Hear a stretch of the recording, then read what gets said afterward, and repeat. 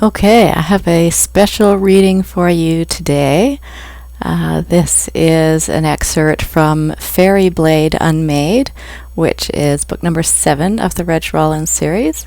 It's available on pre-order right now, will be released the third Friday in August, which I believe is the 21st. Okay. Usually on release day, I read from the first chapter, so today I'm going to read from somewhere different. This is an excerpt from The Road Trip. So, for those of you who don't know the characters, I'll just set the scene for you. Nico and Starlight are cats. Ron is a pixie, and then the main character, Reg, is a psychic or a medium, and driving the car is Damon, who is a warlock, and it's his truck. So anyway, here we go.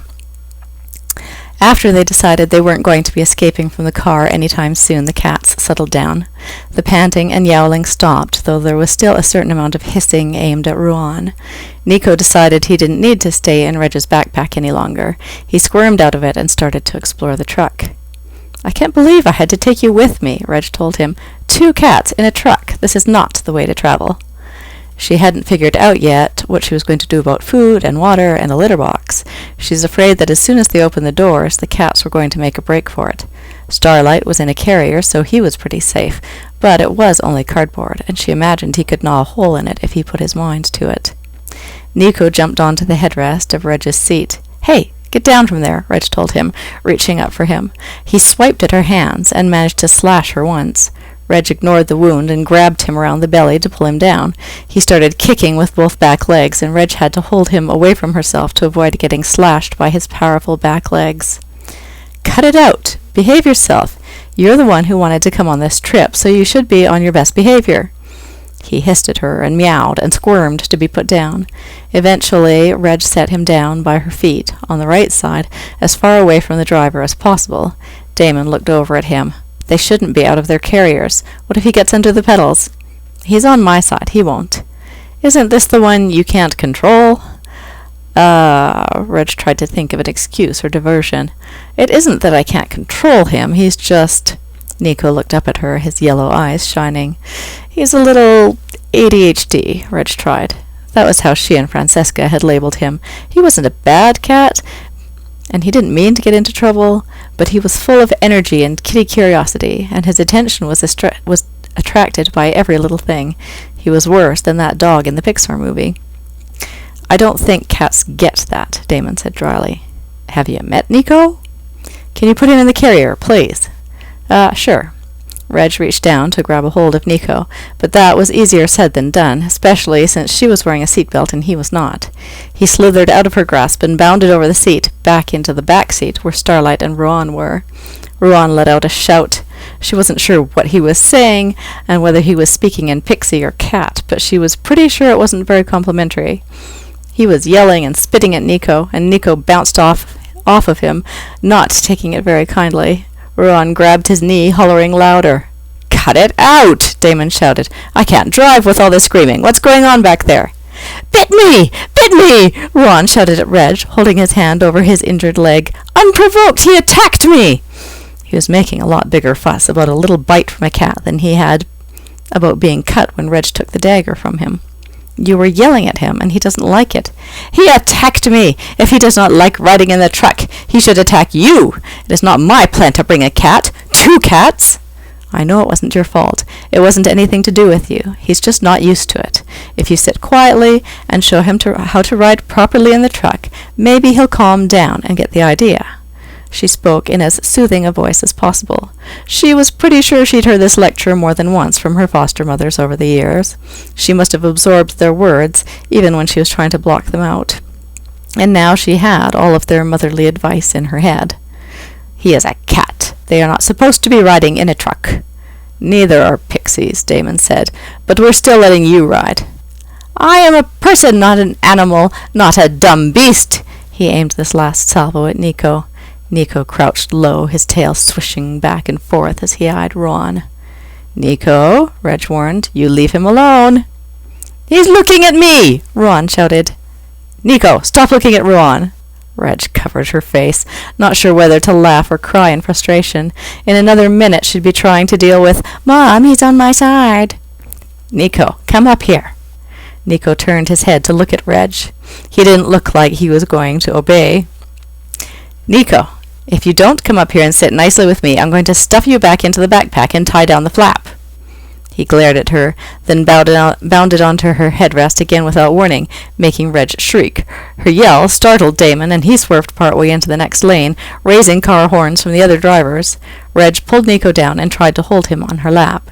He squirmed, bit, and scratched to get free.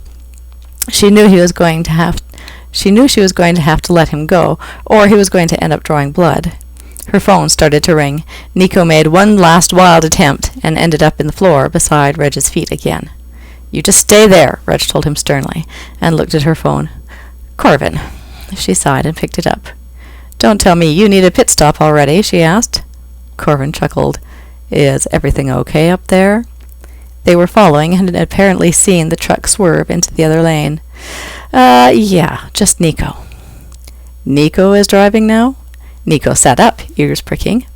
No, Nico is not driving, Reg glared at Nico. Nico is not allowed to drive.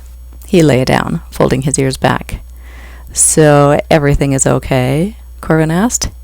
Bringing cats on a road trip is not a good idea, Damon announced loudly, so that Corvin would be able to hear it. Reg giggled. It wasn't my idea. Anyway, I think things are settled down for the moment. Look, Ruan insisted. I told you he bit me. Reg looked into the back seat, where Ruan had pulled his tattered pants down to his ankles to inspect his knee, which was oozing blood from a couple of fang marks. Reg looked quickly away. I see that. But I don't think you're fatally injured. Now put your pants back on. There was silence on the phone. Reg could just imagine what Corvin must be thinking about the bizarre conversation. Nico is wearing pants now? Corvin questioned after a few beats. No, Ruan, or rather, he isn't wearing pants. I see. Corvin's voice was thoughtful. You know, in all the research I've done into the history of the magical people of North America, I've never been able to find out... What? With the state of disrepair that the pixies' clothing is usually in, do they wear undergarments, or have they pretty much worn away to nothing at this point?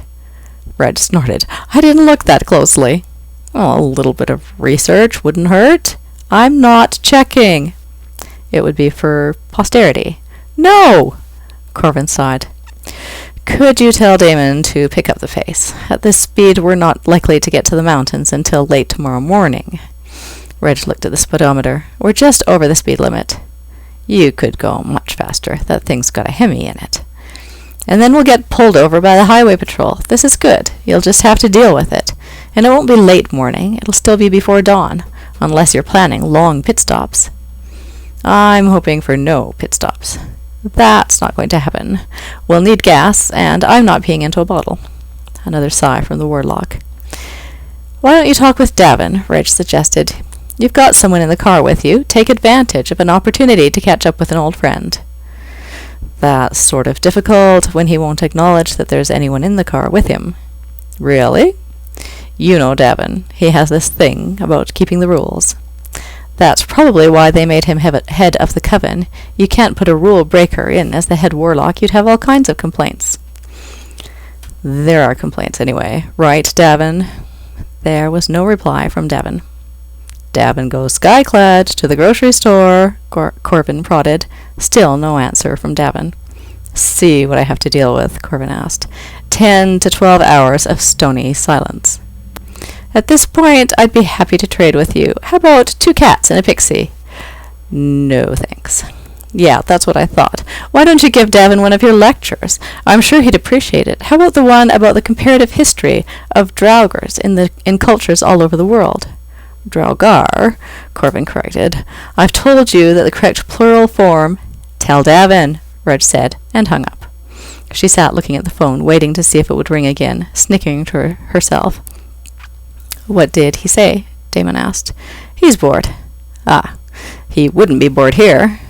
No, but he has this thing about cats. Reg looked down at Nico, who was still crouching by her foot, but he hadn't curled up and made himself comfortable, so she was sure he would be on the move again before long. "Why don't you come up here and cuddle? You like it when I scratch your ears and rub your throat." Nico looked at her, but did not oblige by jumping up into her lap.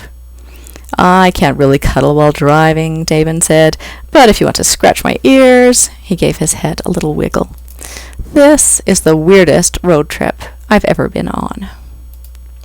All right, so there is a sneak peek for you of one of my favorite scenes in Fairy Blade Unmade. Enjoy.